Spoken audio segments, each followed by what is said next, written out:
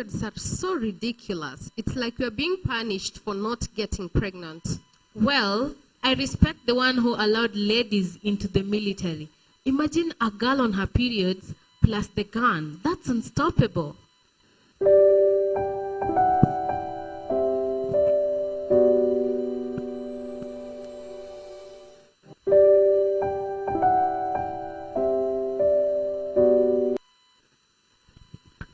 Thank you for tuning in at Kafith Digital TV on Facebook. We are live on Instagram. We are also on YouTube and Twitter at Kafith TV. Remember to subscribe and like our content so that you get a notification whenever we upload new stuff. Our WhatsApp Dadaz is also very active. You can find the link on our Facebook page so that you can always share together. So today's topic is all about menstruation versus conception. Which one is the best for you? Which one would you go with if at all you have to choose one? Really? Do we even have a choice? Yes, to some extent, really have a choice because all of it focuses on the body of a woman and you're in control of your body. I think we have a choice in one, but we don't have a choice in menstruation. Tell me. Okay, you see, with menstruation, this is a normal vaginal bleeding that occurs every month, as in isi tap unafungua ufunge, unaelewa? It comes and you can't stop it. Do you know why I say you're in control? Because you can either decide to have your menstruation as normal, or you can decide to go the conception way. Oh, so that's a choice. That's like postponing it. It's not getting rid of it. Kind of doing the same thing. Because actually, Violet, I love my body. I love the woman's body. Because God created the woman's body in some good way. Because the woman's body is always ready to have a child each and every month. Yeah, and you see in this case, if the body, I mean, the woman produces the egg. We all know a woman has 2 ovaries that each has eggs. So every month an egg is produced from the ovary. Now, these eggs, if they are not fertilized by a sperm cell in the fallopian tube, it means the body is going to shed it off. Since the body is always prepared, the uterine wall is going to shed off in the form of a period. So that's what you call the period. Well, sometimes the different people call the periods different names. For example, Valette, what do you always call it? Hey, Mother Nature. Well, I think that's a good one. Well, some people will call it the monthly monster. I don't really know why they should call it the monthly monster.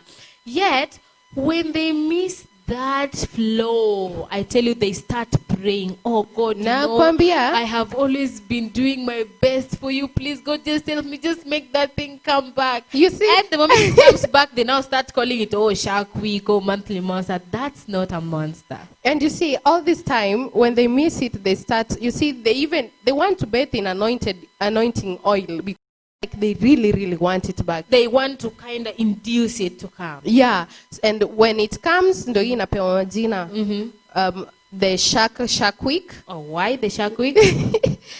Because I think they name it Shark Week because shark always gets attracted to the scent of blood, fresh blood, I believe. Yeah, so that's why they give it those weird names. Well, some people will call it, it's my time of the month. Some people just call it monthlies. Or peas. I'm on my peas. Yeah, I love peas. It's just fine. It's simple and it's straight to the point. Hey, you can say, where? Huh? Those people from Watuwetu Sheng, they call it Nanyesha. Namwaga. Well, you can call it whichever name you want to, but it's something that is always there with us. It stays with us, and it's something that always happens to any lady as long as you're normal and functioning well. Everything is just going to flow like every month. And you see, since every month your body prepares for a baby, if fertilization does not occur, it means it's going to be shed off in form of the monthlies. But what if fertilization occurs? There is something that will come up. What's that? Conception. Remember, we are talking about menstruation versus conception. So one happens if the ovum, the egg, is fertilized. The other one happens if the egg is not fertilized. So it's all your choice anyway.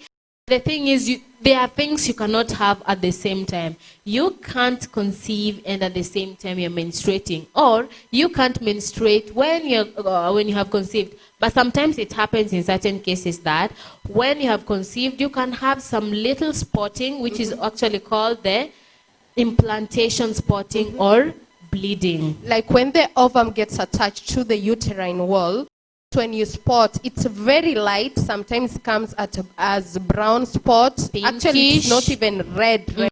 Yeah, it's not heavy. Sure. So some people mistake. You should mistake it. You can't menstruate when you are pregnant. It's impossible. And in case of spotting, it's always a healthy one and doesn't require much attention from the doctor. If you really need to be checked up by the doctor, what you need to understand, woman, is that menstruation and conception, these two things occur in the monthly cycle. Yeah. And when we talk about the monthly cycle, remember a woman's cycle differs. Your cycle is not the same. Cycle. There are those who go for 35 days. Oh. There are those people whose cycle are 28 days. We have 21 days. So Faiza, what do you understand by the term monthly cycle? Well, the monthly cycle in this case, the woman's body is funny. There is no day men will sit somewhere and start talking about the men monthly cycle or the men something just funny. But as ladies, we have a lot about, like for example, when you go to women's monthly cycle, that time of the month when you have to get your P's, and not just that time alone, we have a lot of processes that lead to the P's before the P's come out. That is, starts. Let's use month A. So we have month A and month B. So first day of bleeding, month A marks the first day of your cycle. So you should write number 1 on it. Write it as 1. You mark it as 1. Then the cycle will continue till the moment you'll have your period done. That is for month A. And keep counting till next month, month B. You now mark it on the first day. So basically, it's when you start bleeding in month A, that is day 1. Keep counting. Hata ukimaliza, keep counting until when you get to month B and you start it. So unaisabu that one as the last day. If it's 28, then you have a regular one, but you have to keep on counting it for like 3-4 months for you to know whether it's a regular one or not, because sometimes it might skip between 28 is 21, which is short. 21 is short. 21, 35, or any other number of days in between. Well, yours can be a regular 21. That's why we are saying keep between 3 to 4 months for you to know. So it can be 21, 21. It's consistent 21 days. And then you can have 35 days and it's consistent within these 3 to 4 months. It's consistent at 35 days. But then you have those people between month 1 wako 21, month 2 wako 27, month 3 wako 35. So that it one skips. That one is irregular. And you really need to be careful. You have to have a lot more caution when you realize that you have an irregular monthly cycle. You see, right now, everything is advanced. We have a lot of apps on that can help track your period. By the way, you have to feed in a lot of stuffs there so that it helps you predict. But it's just very simple information. Like the app is, yours is to just mark the first day of bleeding, mark the second. It's going to do the calculations and the analyzation, but your work is only to feed in the days. Just today is day 1, blah blah blah, like, and everything will be done by the app itself. The app doesn't know your body, so it just to predict. It just helps you. So tapata, some the app tells you, like for those who have irregular periods, using the app will be tricky for them. Yeah, because sometimes the app tell you ovulate in 3 days. Yet, in a sense, you're not even there yet. Maybe you have to go for 1 week longer even a day, just a day when the app said it's 3 days. So you just try and you'll get to know your cycle well. There's something you mentioned about conception occurs during a particular time. A specific time of the month. This time is during ovulation. Oh yeah. Yeah, as a woman, you know when you ovulate, and once you understand your cycle, especially if you have a regular period, you're going to know that you ovulate during midpoint during the menstrual cycle. So meaning, if you are somebody whose cycle runs for 28 days, you are going to know that you ovulate on the 14th day. And usiweke tu 14 hivyo, we always have minus 2 or plus 2, meaning from date 12 to 16. That is, start counting from day 1. That is the first day of the month. That this is just an example. Yeah. So day 12, day 16. If you are somebody who aims to conceive, that is the appropriate time, because Pfizer, there is something about the woman's egg. Can you tell us about that? Well, what I know is during ovulation, which normally happens, that is if you have a regular menstrual cycle, which takes 28 days, during the 14th day, around the 14th day, you'll have ovulation. And ovulation in this case means that the egg will move from the ovary to the fallopian tube, where it will be viable and ready for fertilization between 12 to 24 hours. So, meaning, after 24 hours, the egg can no longer be fertilized. Yeah. That's why we say it's good if you are aiming to conceive. It's good if you look at date 12 to 16, because the sperm cell can stay alive for about 5 days. Yeah. So if you ovulate on day 14 and you had intercourse on day 13, chances of conceiving are very high. But if you ovulate on 14, but you have intercourse on day 17, chances of you getting pregnant are not very high, because the egg is no longer viable. Yeah, it can no longer be fertilized. But then again, Violet, we have those who have regular menstrual cycles. For those people, they can really conceive at any time of the month. Anytime. That is because even they can't track it. They can't. Yeah, so for those people who have irregular menses, it's good to practice safe sex if you're not aiming for conception. Yeah, if you don't want to conceive, since you can't track your period, it's good if you practice safe sex. Yeah. So your safety as a lady is very important, especially in observing and maintaining a healthy menstrual cycle. How can we chart our menstrual cycle? How do we just get to chart it? By chart, I mean, how do you count the days? How do you keep a clear count? And not just for 1 month. It's something that you do continuously, the first month, second month, third month, and you keep it like that. And you see, just the way we said, we have apps that can help us do that. Saizi, I doubt if there's anybody mwenye atashinda amechora calendar, ana circle, ana like cross a date. Yeah. We can't carry an entire calendar when we are traveling. Analog. So, since we are in the digital world, a good way to help us chart our flow is using these apps on the phone. And these apps are only going to be helpful if you can if you know your dates and you can feed it the correct information. Actually, your work is very simple. Just feed in. Today is the one, just mark it. It will direct you actually. If today is the one, put a red mark. If today is day 2, it will just put maybe a brown mark or that kind of thing. So it will always direct you. So your work is only to be sure of the day and the date and just feed it in. And it will do the calculations for you. And besides that, remember the apps do track a lot of things. They are going to inquire for the body weight. It's going to your height.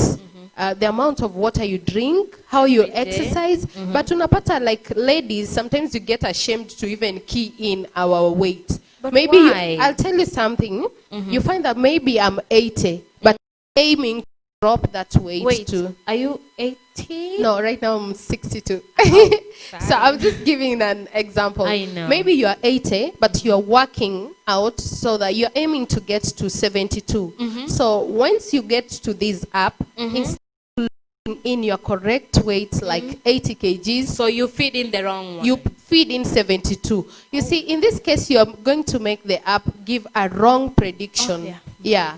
So So being true and just feeding in the correct information is very key. yeah, and you see, Pfizer, during this menstrual cycle, when menstruation, during our menses, ladies get different symptoms. Yeah? And that's specific to different people. Someone like me, I might feel bloated, some slight headache. You may just feel sick generally. Well, others wake up with serious mood swings. Then there's, apart from the headache, serious back aches, you see, and then you get crampy, lower pain on the, Abdomen. yeah, and then you find that sometimes, apart from the swings, the headache, sometimes huongezeka. You don't feel like eating. You feel, Or you'd want to eat specific things. yeah. Oh, cravings. You crave for a particular kind of food. Well, thanks for tuning in to Cafe TV on Facebook. Be sure to like and follow our page. And today's topic is all about menstruation versus conception. So having talked about all that, it's time to take that short break. We'll be on your we look at The factors that affect menstrual cycle. And Sure. since we were talking about conception and menstruation, and since they occur within the cycle, we want to know the factors that affect the cycle. Stay tuned.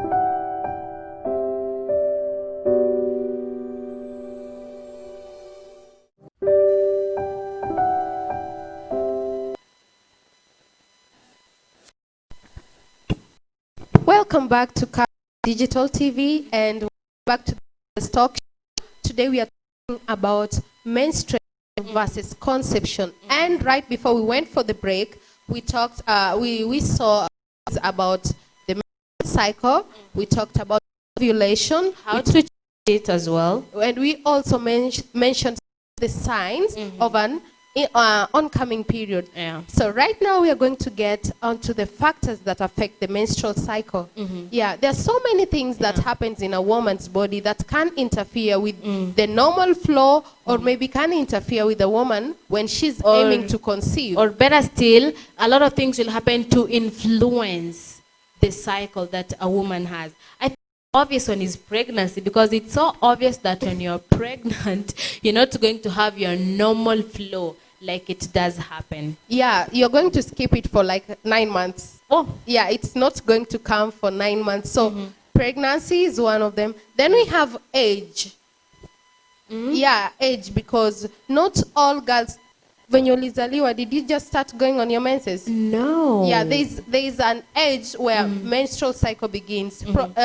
It used to be 12, but right now even 9 A or lot 8. has changed. Even our youths are very active nowadays. They start menstruating from a very tender age. Yeah, and then at some point it stops. Yeah. When we reach menopause. Oh. It doesn't come. So Are you age- really waiting to get to that stage? wait, tulia. Abana. No, you just have to tell me this, because Um, sometimes some girls, I have heard a lot of girls complaining, oh, I'm tired. It's that time of the month again. I have to be wearing my pads all over. Oh no, I don't like this. Some girls actually don't like it. And if they miss it? Hey, they start praying. They start calling on God to perform a miracle. God, I have always done my best for you. God, don't let me down now. God, bring that thing. Oh man. So, age is also a factor that affects the menstrual cycle. Yeah. We have lifestyle.